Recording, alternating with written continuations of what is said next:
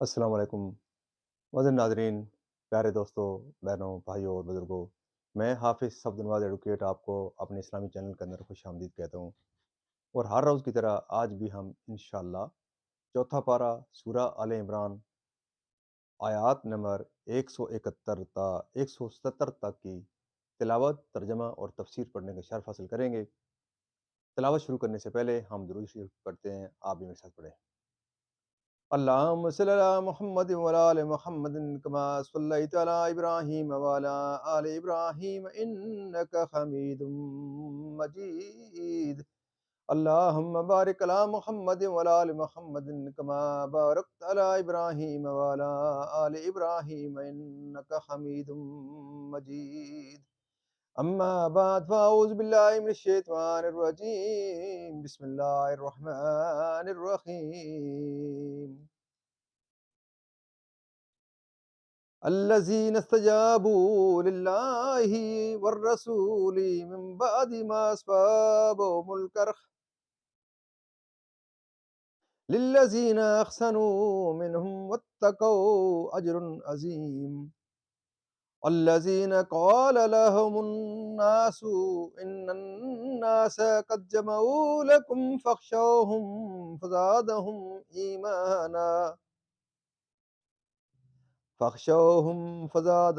إيمانا وقالوا حسبنا الله ونعم الوكيل. فانقلبوا بنعمة من الله وفضل لم يمسسهم سوء واتبعوا رضوان الله والله ذو فضل عظيم. إنما ذلكم الشيطان يخوف أولياءه فلا تخافوهم وخافون إن كنتم مؤمنين. ولا يحزنك الذين يسارعون في الكفر إنهم لن يضروا الله شيئا يريد الله ألا يجعل لهم حظا في الآخرة ولهم عذاب عظيم.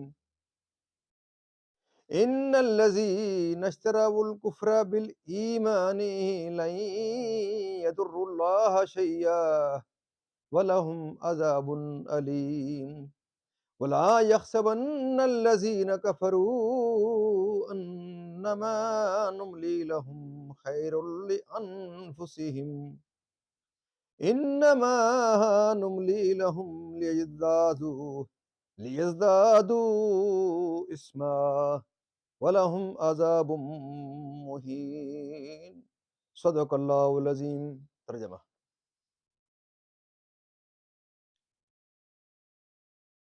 اللہ کی نعمت اور فضل کی، اور یہ کہ اللہ ضائع نہیں کرتا اجر مسلمانوں کا. یہاں سے اس کا آج کا ترجمہ شروع ہوتا ہے. وہ جو اللہ و رسول کے بلانے پر حاضر ہوئے بعد اس کے کہ انہیں زخم پہنچ چکا تھا، ان کے نکوکاروں اور پرہیزگاروں کے لیے بڑا ثواب ہے. وہ جن سے لوگوں نے کہا کہ لوگوں نے تمہارے لیے جتھا جوڑا تو ان سے ڈرو، تو ان کا ایمان اور زائد ہوا، اور بولے اللہ ہم کو بس ہے اور کیا اچھا کارساز. تو پلٹے اللہ کے احسان اور فضل سے کہ انہیں کوئی برائی نہ پہنچی اور اللہ کی خوشی پر چلے، اور اللہ بڑے فضل والا ہے. وہ تو شیطان ہی ہے کہ اپنے دوستوں سے دھمکاتا ہے، تو ان سے نہ ڈرو اور مجھ سے ڈرو اگر ایمان رکھتے ہو. اور اے محبوب، تم ان کا کچھ غم نہ کرو جو کفر پر دوڑتے ہیں، وہ اللہ کا کچھ نہ بگاڑیں گے، اور اللہ چاہتا ہے کہ آخرت میں ان کا کوئی حصہ نہ رکھے، اور ان کے لیے بڑا عذاب ہے. وہ جنہوں نے ایمان کے بدلے کفر مول لیا، اللہ کا کچھ نہ بگاڑیں گے، اور ان کے لیے دردناک عذاب ہے. اور ہرگز کافر اس گمان میں نہ رہیں کہ وہ جو ہم انہیں ڈھیل دیتے ہیں کچھ ان کے لیے بھلا ہے. ہم تو اسی لیے انہیں ڈھیل دیتے ہیں کہ اور گناہ میں بڑھیں، اور ان کے لیے ذلت کا عذاب ہے. یہاں اس کے ترجمہ اختتام پذیر ہوتا ہے. اب تفسیر تسلسل سے جو چل رہی ہے ہماری،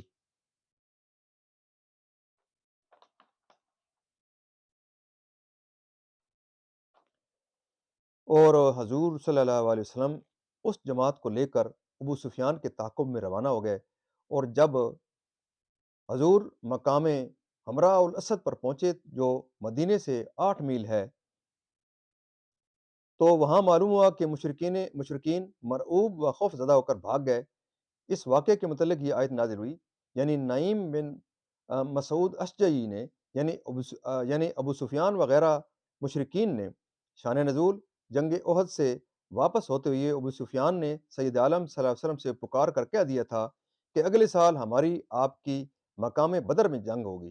حضور نے ان کے جواب میں فرمایا انشاءاللہ۔ جب وہ وقت آیا اور ابو سفیان اہل مکہ کو لے کر جنگ کے لیے روانہ ہوئے، تو اللہ تعالیٰ نے ان کے دل میں خوف ڈالا اور انہیں واپس ہو جانے کا ارادہ کیا، اور انہوں نے واپس ہو جانے کا ارادہ کیا۔ اس موقع پر ابو سفیان کی نعیم بن مسعود اشجعی سے ملاقات ہوئی، جو عمرہ کرنے آیا تھا۔ ابو سفیان نے اس سے کہا کہ اے نعیم، اس زمانہ میں میری لڑائی مقام بدر میں محمد مصطفیٰ صلی اللہ علیہ وسلم کے ساتھ طے ہو چکی ہے، اور اس وقت مجھے مناسب یہ معلوم ہوتا ہے کہ میں جنگ میں نہ جاؤں، واپس جاؤں تو تو مدینے جا اور تدبیر کے ساتھ مسلمانوں کو میدان جنگ میں جانے سے روک دے، اس کی عوض میں تجھ کو 10 اونٹ دوں گا۔